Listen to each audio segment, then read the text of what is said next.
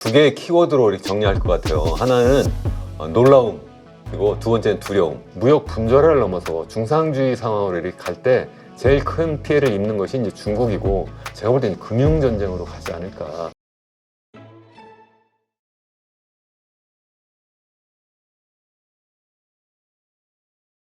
오늘 모신 분은 강원대학교 이현훈 교수이십니다. 안녕하세요. 네, 안녕하세요. 자, 아주 중요한 시점에 오셨는데요. 지금 트럼프가 당선이 됐습니다. 사실 개표 시작이 될 때만 해도 해리스가 되지 않겠냐라는 한국 언론에서는 그런 분석들이 좀 많았었는데, 그래서 깜짝 놀라신 분들이 의외로 많은 것 같아요. 압도적인 당선으로 봐야 되겠죠. 지금 보니까 양하원, 상원과 하원까지 다 공화당이 휩쓰는 것 같은데, 자, 이러다 보니까 지금 여러 가지로 크게 걱정하시는 분들이 많은 것 같아요. 지금 달라질 경제와 관련해서 우리가 더 어려워지는 거 아니냐, 수출 국가로서.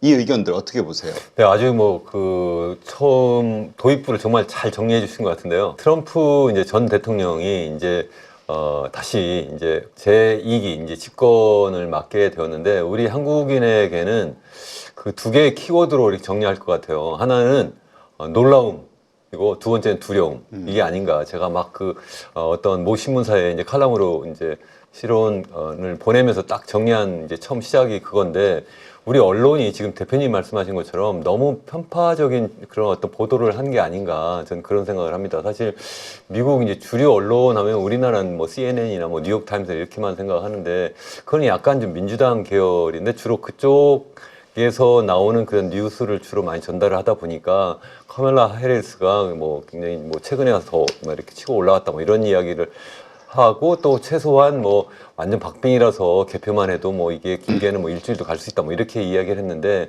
사실 진짜 미국에서 그동안 뭐 여러 이제 그 언론이 또 그리고 여러 가지 이제 그 여론조사 매체들이 내놓은 그 결과를 보면 그 트럼프가 좀 계속 유리하다는 게 더 주류였거든요. 근데 그것을 우리나라는 너무 우리의 바람을 너무 보도에 이렇게 많이 반영한 것이 아닌가. 그러다 보니까 우리 정부부터 아니면 기업들 그리고 개인들까지 와, 이거 엄청 놀랍다. 그리고 또 이제 그러니까 또 제대로 준비도 못했다 이런 생각이 들고요. 두 번째는 이제 이게 굉장히 두려운 상황이 된 거예요. 이제 이 트럼프 일기 때도 이게 우리나라하고도 이제 무역 마찰이 좀 있었잖아요. 처음부터 이제 한미 FTA 개정 협상을 좀 하자 뭐 이렇게 하는 것부터 시작해가지고, 또 우리 주한미군 방위비 분담도 이제 더 이제 많이 해라 뭐 이런 것도 좀 있었고, 또 그거 말고도 뭐 북한하고의 어떤 그 관계에 있어서도 이게 적이 아니라 도리어 이제 친구 관계로 해서 뭐 직접 정상회담도 하고 그러면서 일부에 뭐 좋은 면도 있었지만, 일부에서는 이게 또 우리나라하고의 어떤 그 동맹 관계가 깨지는 게 아닌가 이런 뭐 여러 가지 이제 걱정을 많이 했었는데, 이번에는 일기보다도 더 어쩌면 적극적인 그런 보호무역 정책을 쓸 거고, 또 그래서 이제는 어떤 동맹이나 우방이 어떤 이념에 의해서 이렇게 존재하는 것보다는 이게 거의 경제 거래 관계로 모든 것을 친구와 그리고 적을 이렇게 나누는 그러한 상태가 돼버리니까 좀 두려운 것 같습니다. 그래서 뭐 여러 가지 과연 뭐가 다를 거냐 뭐 이런 건데, 우선 크게 이제 생각을 해보면 첫 번째는 이제 관세 정책이잖아요. 그래서 대외적으로는 이 관세 정책을 보편적 관세해서 이제 처음에는 뭐 한 10% 정도 이야기를 했다가 이제 최근에 20%까지 모든 나라로부터 들어오는 수입품에 대해서 20% 보편 관세를 매기겠다. 특별히 이제 중국으로부터 들어오는 상품에 대해서는 60% 이제 관세를 부과하겠다. 뭐 이렇게 하는 것이 이제 한 가지고, 또 한 가지는 바이든 행정부가 이제 실시했었던 두 가지 보조금 정책이 있었잖아요. 하나는 이제 반도체법이 있었고, 또 하나는 이제 인플레이션 감축법이 있었어요. 이 두 개를 통해서 주로 이제 반도체와 관련한 그러한 기업들이 이제 미국에 이제 공장을 건설하게 되면 보조금을 지급하는 이런 당근 정책을 썼었고, 또 하나는 이제 여러 가지 신재생 에너지 쪽, 2차 전지 같은 이런 쪽에 이제 기업들이 들어와서 투자할 때는 또 그에 대한 보조금을 지급했는데, 그걸 다 이제 안 하겠다. 그래서 결국 보조금 주지 않고 관세를 세게 부과함으로 해서 결국은 외국계 기업은 이래저래 들어올 수밖에 없다. 뭐 이런 정책을 쓰게 되는 거죠. 그러니까 우리나라 입장에서 생각하면 제1 수출 대국이 이제 중국이고 제2 수출 대국이 미국인데, 두 나라를 합하면 거의 40% 정도 돼요. 두 개가 거의 비슷비슷한 상태까지 이렇게 있는데, 중국이 한 19%쯤 넘고 미국은 한 18%쯤 넘는 이 정도예요. 그래서 이런 상태에서 이제 두 나라가 미국이 이제 우리나라에서도 관세를 부과하고 또 미국이 중국에서 더 센 관세를 부과를 하게 되니까 우리나라가 미국에 대해서 수출하는 것도 당장 이제 큰 타격을 입을 수밖에 없고 또 중국을 거쳐서 이제 우회 수출하는 그러한 것에 대해서도 이제 큰 타격을 입게 되니까 우리나라 입장에서 생각하면 수출을 가지고 먹고 사는 게 사실인데 굉장히 어려운 상황에 이제 직면했다. 뭐 이렇게 정리할 수는 있을 것 같습니다. 네. 자, 이번에 미국인들의 그 선택을 보면 사실 그 해리스 민주당 쪽에 뭐 민주주의 복원, 뭐 세계 자유화, 뭐 이런저런 아젠다들이 전혀 안 먹힌 것 같아요. 일단은 더 많은 미국 국민들은 먹고 사는 문제, 경제, 우리부터 일단 잘 살고 보자. 이거에 이 메시지가 통했다. 이거는 이제 앞으로 점점 그 미국 우선주의 이것이 더 강해지고 미국은 어쨌든 지금 경기가 가장 좋은 나라 중에 하나니까 앞으로도 계속 이렇게 되는 거 아니냐. 그러면서 어쨌든 당선이 딱 됐을 때 뭐죠? 이 한국 증시도 급락이 좀 나왔습니다만 유럽 증시도 좀 빠졌어요. 맞습니다. 그러니까 이런 거 보면은 다들 금융 쪽에서는 미국 우선주의에 대한 그 피해를 입지 않을까 경제 쪽에서 많이들 걱정하는 것 같다는 생각이 들더라고요. 옳습니다. 그것도 뭐 잘 정리를 또 해주셨는데 이제 큰 슬로건은 이제 그 마가라고 해서 Make America Great Again 해가지고 미국을 위대하게 이제 다시 만들겠다 하는 거고 그것을 하기 위해서는 어쨌든 뭐 그 상대편 뭐 그 사정을 고려하지 않고 그 America First 미국 우선주의로 이렇게 나가겠다 뭐 이런 거잖아요. 그렇게 하다 보니까 좀 전에 말씀드린 것처럼 뭐 이게 뭐 동맹이나 우방 뭐 이렇게 뭐 어떤 이념 가지고 이렇게 따지지 않고 경제적 이득만 가지고 이렇게 따지겠다 이렇게 하다 보니까 그러다 보니까 이제 그것이 미국인들에게는 잘 먹힌 거예요. 아, 그러다 보니까 외국 상품도 많이 들어오지 않게 되고 또 그러면서 이제 당연히 미국 내의 기업들의 활동이 더 늘어날 거고 고용도 늘어날 거고 뭐 이러다 보니까 더 좋을 거다. 더군다나 이제 법인세 같은 것도 이제 감면을 해준다고 하니까 아, 그러니까 기업들의 입장에서 생각하면 또 거기서 규제도 더 많이 풀어준다. 이렇게 하니까 미국은 더 좋을 거다. 그래서 지난 밤에 제가 보니까 미국 경제는 지금 주식시장으로 이렇게 보면 엄청난 이제 지금 뭐 어제 뭐 완전 사상 다우존스부터 최고가. 나스닥이라든가 이게 뭐 엄청나게 막 날아갔는데 바로 이제 어제 이제 우리나라 시장이 이제 사실 죽을 썼고 뿐만 아니라 뭐 중국도 사실 이제 항생지수 같은 건 더더군다나 그렇고 지금 말씀하신 것처럼 유럽 증시도 전반적으로 나빴는데 예외적으로 일본 증시는 좀 어제 좀 괜찮았는데 그게 어제 아마 급등했죠. 그게 이제 아마 그 미국의 달러가 이제 강세로 나타날 거라고 이제 대부분 다 이제 예상을 하니까 미국 엔화가 더 이제 약세가 되고 그러니까 일본의 그 어떤 수출이 더 이제 활성화될 거고 뭐 그러다 보니까 더 나을 거 아니냐. 그러니까 일본도 우리나라 비슷하게 뭐 미국의 수출도 하긴 하지만 그게 우리나라보다는 그 수출에 미치는 그 영향을 부정적으로 보지 않고 또 긍정적으로 보는 측면이 있지 않을까 또 그런 생각을 해보는데 어쨌든 전반적으로는 지금 이게 미국 우선주의로 가게 되니까 예전에 우리가 생각했던 뭐 세계화, 자유무역 이런 것은 이제 완전히 퇴조하고 이제 그것이 이제 2008년 이후부터 이렇게 계속 나타났잖아요. 그래서 탈세계화 뭐 이렇게 이야기를 하다가 그게 이제 얼마 전부터는 뭐 국제기구에서 이제 그 무역 분절하다 뭐 이렇게 이야기를 했어요. 그러니까 이게 이제 블락별로 이렇게 나뉘어 가지고 이렇게 되거나 아니면 각가가 무역을 하는데 예전에는 하나의 이제 국제적인 어떤 글로벌 밸류 체인이라고 가치 사슬이 이렇게 잘 연결이 되어 있었는데요. 예를 들어서 우리나라가 그 상품을 모든 것을 갖다 처음부터 다 생산하지 않고 뭐 베트남이나 뭐 중국에 중간재를 보내서 거기서 조립하고 그래서 생산해서 뭐 미국으로 보내거나 아니면 유럽으로 보내거나 이렇게 했는데 그게 이제 단절화되는 그 무역 단절화 현상이 나타나는데 제가 볼 땐 그 정도는 좀 점잖은 표현이고 제가 볼 때는 이게 거의 그 중상주의로 다시 회귀하는 게 아닌가 저는 그런 생각을 합니다. 중상주의라는 게 뭐냐면 사실 18세기 중엽에 이제 소위 그 산업혁명이 나타나기 전에는 유럽에서 중상주의 사고방식이 거의 일반적이었어요. 그게 뭐냐면 수출은 좋은 거고 수입은 나쁜 거야. 수출함으로 해서 외국으로부터 이게 뭐 금은 이런 보화를 우리가 받아 들어올 수 있으면 그게 좋다. 그 당시에 더군다나 근본이 제도이기도 그렇죠. 하니까 이제 그런 건데 반대로 수출 아니라 수입을 하게 되면 그 돈이 나가게 되니까 그러한 금화가 나가게 되니까 이건 나쁜 거야 이렇게 했는데 지금 트럼프가 사실 계속 선거 기간에 계속 하는 얘기도 똑같은 거잖아요. 우리가 많이 벌어들일 수 있는 건 좋은 거고 수출은 좋은 거고 수입은 나쁜 거야. 그러니까 다 맞겠다 이렇게 하는 거잖아요. 그래서 이거는 제가 볼 때는 이건 중상주의로 회귀하는 거다. 지금 아직 그렇게 이야기하는 분들이 없는데 제가 볼 때는 이건 중상주의로 가는 거다. 이 표현이 지금 똑같아요. 지금 그렇게 됐을 때 과연 이제 제일 많은 피해를 입을 나라가 어디겠느냐 이렇게 생각해보면 제가 볼 때는 제일 첫 번째는 당연히 중국일 거예요. 이제 중국이 아무래도 이제 G2라고 해가지고 이제 바짝 중국이 미국을 따라붙었고 뭐 한 10여 년 전까지만 해도 아 이게 뭐 구매력 평가 기준으로 이미 이제 추월했고 이제 조만간 시장 가격으로 시장 환율로도 봤을 때 미국은 이제 따라잡을 거야 뭐 이렇게 생각을 했는데 그렇게 되지 않을 것 같습니다. 그래서 어쨌든 중국이 그를 따라잡는 것을 미국이 이제 더 이상 허용하지 않을 거다. 분명히 이제 더 결기에 찬 그러한 여러 가지 정책을 쓸 거고 그렇게 해서 이제 중국이 제일 큰 피해를 입을 건데 그 다음 피해를 많이 입는 나라가 아마 한국이 되지 않을까 이제 그렇게 이제 생각을 하고 있습니다.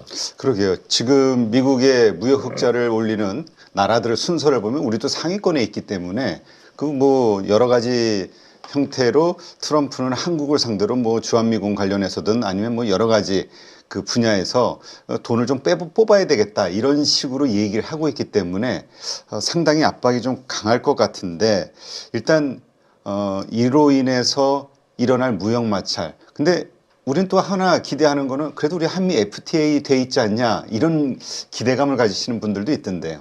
그거는 저는 기대를 가질 수 없다고 생각을 하는 게 일단 그 트럼프 행정부 이제 마지막 연도하고 지난해하고 보면 대미 이제 무역 흑자, 이제 미국의 입장에서 생각하면 이제 대한 무역 적자가 거의 3배로 늘어났어요. 네. 계속 늘어났고 그러니까 이건 참을 수 없는 거예요. 미국의 입장에서 더군다나 이제 트럼프 행정부에서 볼 때는 예전에 그래도 내가 열심히 무역 장벽을 계속 세우고 한미 FTA도 개정 협상을 해가지고 그래도 무역 적자를 어느 정도 줄여놨는데 다시 이제 늘어놓으니까 이거 그냥 넘어갈 수 없다 이렇게 할 수밖에 없을 거라고 생각을 하고 그래서 저는 한미 FTA 그때 이제 트럼프 행정부 때 그 개정 협상을 했었거든요.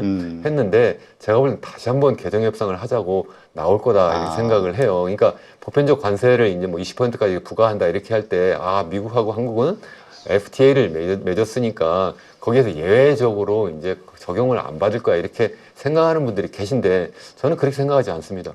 당연히 무역 적자가 계속 늘어나면 당연히 또 다시 그러면 잠깐 보자 다시 한번 이거 개정 협상을 해서 그래서 이걸 어느 정도 균형을 좀 맞추자 이렇게 나가는 게 너무 당연하지 않을까 그래서 거기에 대비하는 것이 더 옳지 않을까 이제 그렇게 좀 생각을 합니다. 네. 자, 트럼프 당선으로 인해서 지금 한국에서는 사실 그동안 뭐 2차 전지라든가 신재생 쪽 그동안 민주당 정부에서 추진했던 이 정책에 따라서 미국에 투자도 많이 했단 말이죠. 뭐 반도체 공장들도 그렇고 이와 관련해서 이거 앞으로 어떻게 되는 거야 걱정들이 많은데 어떻게 보세요? 이 IRA라든가 이런 것들을 정말 최악의 시나리오 상원 하원을 장악한 공화당과 트럼프가 바꿀 수 있을까? 폐지 혹은 뭐 어떻게 좀 안 좋게 좀 조절할 수 있을까? 이런 걱정들. 저는 이것도 한미 FTA도 이제 개정 협상을 이제 외국하고의 관계도 이렇게 할 수 있다고 말씀을 드렸는데 이게 국내적인 문제잖아요. 근데 이제 트럼프가 강력하게 사실은 그동안 이렇게 선거운동 기간 동안에 이 반도체법하고 그리고 이제 인플레이션 감축법은 내가 폐지해버리겠다 이렇게 공약을 한 상태예요. 근데 그게 만약에 이제 의회에서 이제 제동에 걸리면 못할 수도 있는데 의회도 지금 보면 상원은 이미 이제 결정이 났어요. 이제 공화당 다수로. 거기다 하원도 그럴 가능성이 높기 때문에 이거 뭐 개정하는 것은 그렇게 어렵지 않을 거다. 이제 그렇게 생각을 해요. 일부 이제 우리가 이제 희망 섞인 그러한 바람은 이거 뭐 완전히 폐지하지 않고 뭐 보조금 규모를 좀 줄일 수 있지 않을까 이 정도는 그래도 우리가 좀 감내할 수 있지 않을까 이렇게 이야기를 하는데 거기에는 이제 최근에 또 공화당 그 하원 의원 18명이 IRA 폐지 반대 이거를 또 주장을 했기 때문에 맞습니다. 우리가 기대하는 것도 있죠.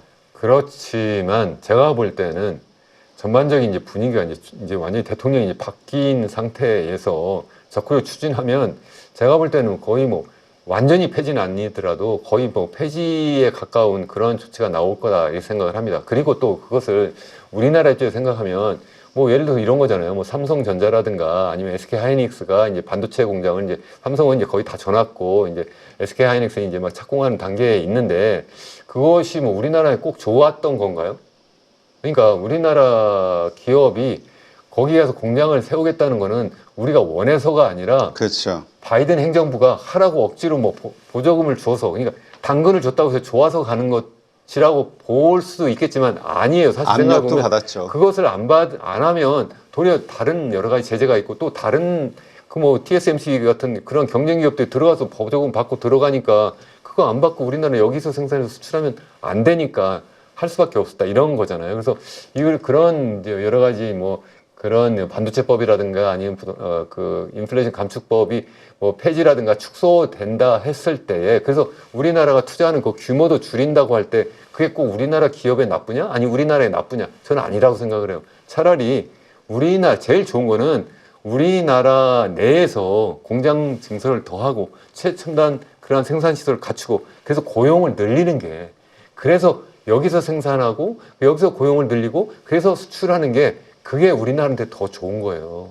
근데 그거를 못해서 억지로 거기 가 있었는데 차라리 어쩌면 잘 됐다 이렇게 생각할 수도 있는 거예요. 물론 그래도 그러면 우리가 뭐 그 수출하게 되면 그러면 이래저래 뭐 10% 20% 관세를 또 받아야 되지 않느냐.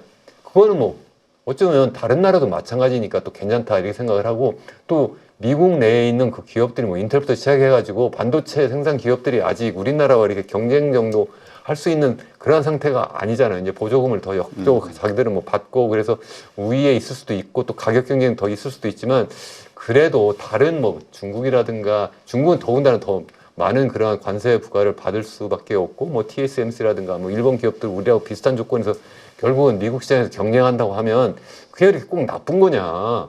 저는 그렇게 생각하지 않는다. 이렇게 말씀을 드리고 싶습니다. 자, 중국. 아무래도 우리가 이제 중국에 대한 비중 거의 20% 가까이 된다고 말씀하셨는데 우리가 이제 중간재 수출이 많지 않습니까? 네네. 근데 결국 미국의 여러 가지 압력에 의해서 중국의 대미 수출 혹은 뭐 서방 세계에 대한 수출이 여러 가지 규제를 받게 됐을 때 역시 우리도 또 간접 타격을 받는 거 아니냐.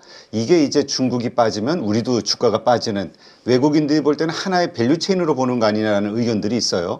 그러다 보니까 점점 더 암울해지는 거 아니냐. 한국 그러니까 경제는. 제가 아까 말씀드린 것처럼 이제 그 미국이 주도해서 미국뿐만 아니라 전 세계가 무역 분절을 넘어서 중상주의 상황으로 이렇게 갈 때 제일 큰 피해를 입는 것이 이제 중국이고 두 번째가 이제 한국이라고 생각하는 이유가 첫 번째는 한국은 이제 중국을 통해서 이제 우회 수출을 많이 해요. 중간재를 보내서 거기에서 이제 조립해서 이제 미국이나 아니면 EU 시장으로 이렇게 수출하는 그러한 방식의 이제 글로벌 밸류 체인을 그동안 계속 구축해 왔는데 그게 이제 무너지면서 우리나라가 수출하는 그 규모 자체가 이제 줄어들 거다. 그래서 우리 뭐 대경제연구원부터 시작해가지고 우리나라의 수출이 뭐 지금 미국이 저렇게 지금 뭐 한 20% 가까이 그리고 또 중국에 대해서는 60% 추가 관세를 이렇게 부과한다고 할 때 한 그 전체 그 수출 규모의 한 7% 정도 감소할 것이다. 뭐 이렇게 이야기하는데 저는 그게 뭐 7%냐 8%냐 10%냐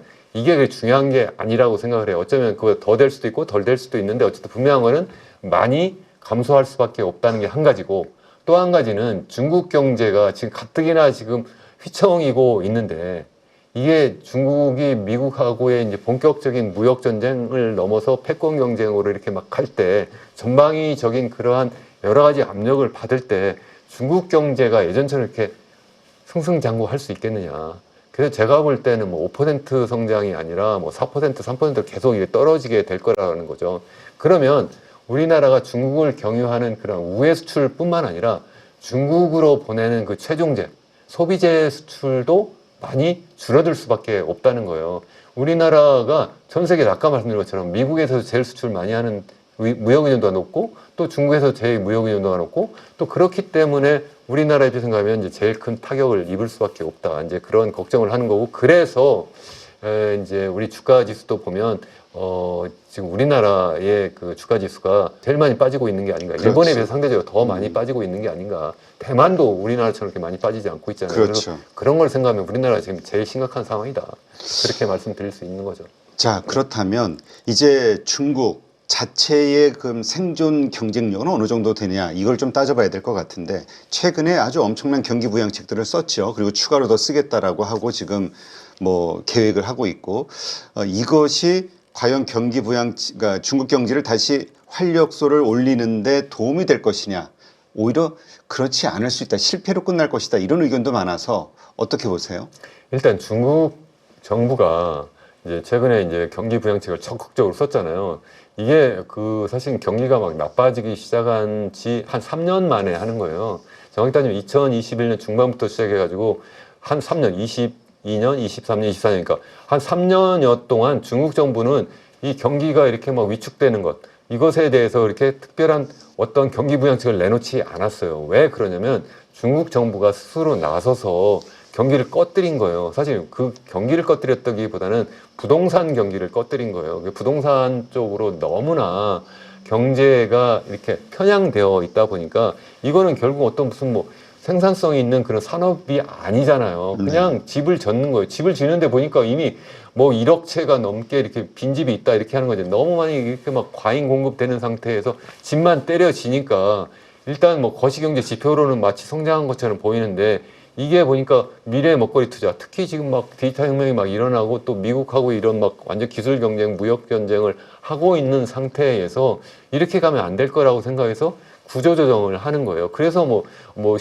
신질 생산력 해가지고 소위 얘기하는 신품질, 고품질 쪽으로 생산 어떤 시스템을 바꾸겠다 해서 사실 부동산 거품을 꺼뜨리기 시작했던 거고 그것이 이제 3년 동안 이렇게 흐르면서 부동산 경기는 많이 이제 가라앉았고 실제 그 주택 가격 같은 것은 뭐 일선 도시 기준으로 하면 한 30% 이상 이렇게 빠진 것 같아요. 그래도 그 가계소득 대비 그 주택 가격은 중국이 전 세계에서 제일 높은 수준에 아직도 있어요. 그래서 앞으로 더 빠질 가능성이 크다 이렇게 보는데 다만 중국 경제가 이 상태에서 계속 그냥 내버려 둘 수 없다고 생각하는 게 잘못하다 이게 버블이 이제 서서히 빠지는 게 아니라 이렇게 해서 이제 완전히 이게 잘못하다 경제 전체의 어떤 시스템 위기로 나타날까봐 이제 그래서 이제 제한적인 그런 어떤 경기 부양 정책을 쓰는 거다. 그렇기 때문에 제가 볼 때 지금 제한적이라고 말씀드렸잖아요. 그래서 경기라고 하는 측면에서는 이게 옛날처럼 뭐 5%를 넘어서 6%, 7% 이렇게 성장할 거야.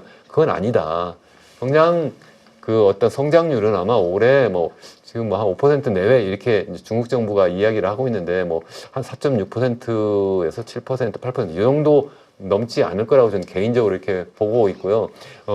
어떤 그 미국의 이런 또 압력이 이제 추가적으로 또 이렇게 막 지금 나타나고 있기 때문에 그보다 더 떨어질 수도 있을 거라고 이제 생각을 해요. 특히 이제 증시 같은 경우에는 잠깐 이제 반짝했잖아요. 그게 이제 제가 볼 때는 앞으로 그렇게 반짝하는 그런 어떤 효과도 이제 퇴색하지 않을까 이제 저는 그렇게 이제 생각하는 입장입니다. 그래서 제가 종합적으로 말씀드리면 일단 경기 부양 정책은 제한적이다.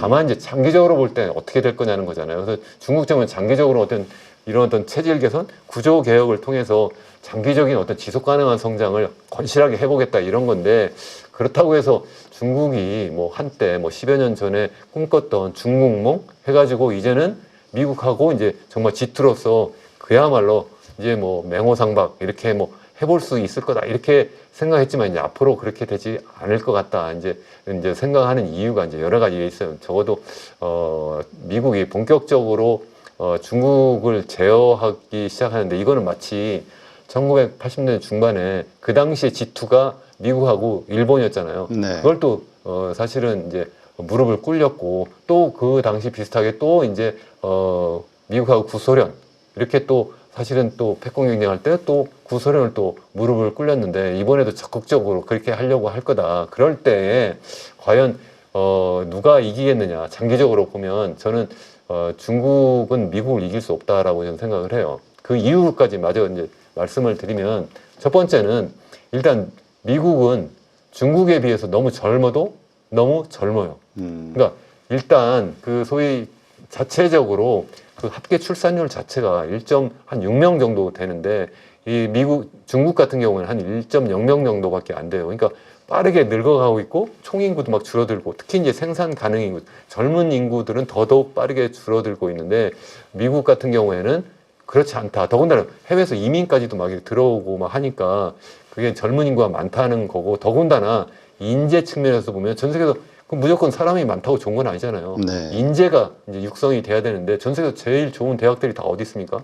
미국에 있죠. 그 좋은 그 창의적인 그러한 교육 시스템을 갖추고 있는 것이 또 미국이기 때문에 그러한 창의적인 인재가 미국에서 더 많이 나오고 그 미국에서 자체적으로 교육한 그 인재뿐만 아니라 전 세계에서 우수한 인재들이 다 또 미국으로 몰려 들어와요. 중국에서도 또 글로 가요. 그러니까 젊은 인구가 많이 있는 것이 또 미국이고 그중에 또 아주 우수한 인재가 또 미국에 있을 뿐만 아니라 여러 가지 그 경제 운영 시스템이 중국 같은 경우에는 사회주의 정부 주도형이잖아요. 어쨌든 그렇죠. 시장 경제를 많이 받아들였다 해도 미국 같은 경우는 이게 거의 더군다나 이 트럼프 행정부 같은 경우에는 정부가 아니라 시장에 거의 맡기겠다. 시장의 그 효율성이 너무 그 전 세계에서 최고 수준이기 때문에 거기에서 그래서 그 다양한 테크 기업들, 빅테크가 막 나타나는 거잖아요. 그러한 토양이 잘 되어 있는 나라가 또 미국이다. 그러니까 또 안 될 거라는 거고 또 네 번째는 그 사실 패권 경제하는 중요한 게 뭐예요? 결국은 에너지잖아요.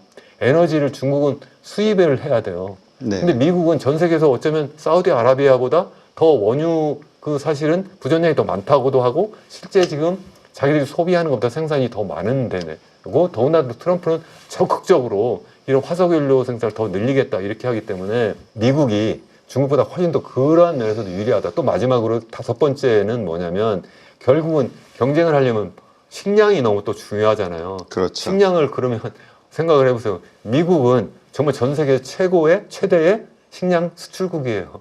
중국은 전 세계 최대의 식량 수입국이에요. 그러니까 어떻게 경쟁을 해서 이길 수 있겠느냐. 그래서 미국이 막 그냥 앞서서 막 이렇게 나가도 중국은 거기서 이길 수 없다. 더군다나 하나 더 이야기한다면 기술 수준 자체가 이미 미국은 전 세계 최고 수준까지 가 있고 중국은 이제 막 따라가려고 하는데 거기에서 그걸 못하게 이렇게 막아버리면 과연 어떻게 이길 수 있을까? 저는 거의 불가능하다 이렇게 생각을 합니다. 그러면 이제 트럼프 집권 동안 여러 가지 규제로 인해서 중국은 그렇지 않아도 어려운 상황에서 더 많이 어려워질 수 있다. 물론 그것이 뭐 완전히 그 뭐라 그럴까요? 뭐 부도나는 경제 위기까지는 아니더라도 거기까지도 일어날 수 있다고 보시나요? 전 그럴 가능성이 뭐 전혀 없다고 생각하지 않아요. 일단 뭐 잘 아시는 것처럼 중국 같은 경우에는 중앙정부보다는 이제 지방정부 부채가 굉장히 많고 거기에도 이제 보이지 않는 그림자 부채가 이제 굉장히 많아요. 그래서 그러한 것이 이제 일단 큰 부담인 거고 그것 때문에 계속 어쩔 수 없이 자꾸 이제 그 땅을 이제 그 민간에게 이제 팔아서 사실 파는 것보다 이제 장기 임대를 해가지고 거기서 벌어들인 소득 가지고 했는데 그게 이제 그림자 금융으로 이제 계속 남아 있는 거죠. 그게 이제 그 로컬 거버먼트 파이낸싱 비클 해가지고 이제 그 LGFV라고 이제 그렇게 이야기를 하잖아요. 그래서 거기에 이제 그 노출되어 있는 그러한 이제 부채가 굉장히 많다는 것이 한 가지고 또 하나는 기업 부채가 굉장히 많아요. 네. 이 기업 부채가 또 이게 보면 중국 같은 경우에는 이 국영 기업이 이 사기업보다 훨씬 많아요.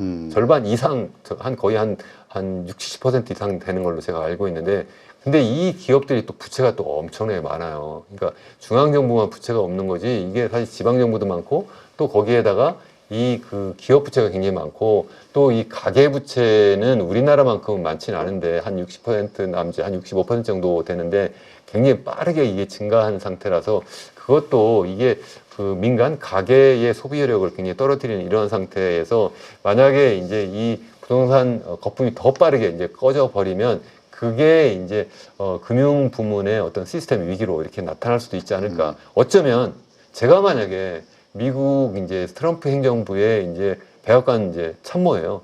그러면 저는 이번 기회를 놓치지 이번 않는다. 기회를 놓치지 않고 확실히 무릎 꿇을 수 있는 방법을 찾을 것 같아요. 그러면 어떻게 할 거냐. 뭐 일부에서 결국 제일 강점이 뭐예요, 미국이?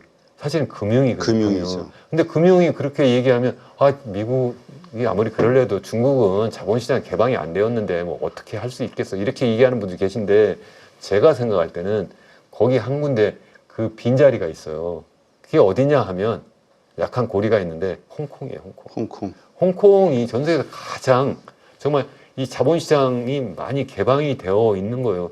거기에 사실 중국의 기업들이 거기에 상장해서 거기에서 자본을 많이 사실은 이렇게 이제 그 끌어다 쓰는 그러한 방식인데 당연히 미국 기업도 많이 이제 거기 들어가 있는 상태인데 거기를 건드릴 수 있지 않을까. 그래서 사실 홍콩이 지난 한 5년 동안 이렇게 보면 가장 주식시장도 많이 빠지고 부동산 가격도 많이 빠지고 거기서 자본이 많이 해외로 좀 나가고 있는 그러한 상태거든요. 그걸 저라면 처음에 무역전쟁으로 시작을 했잖아요.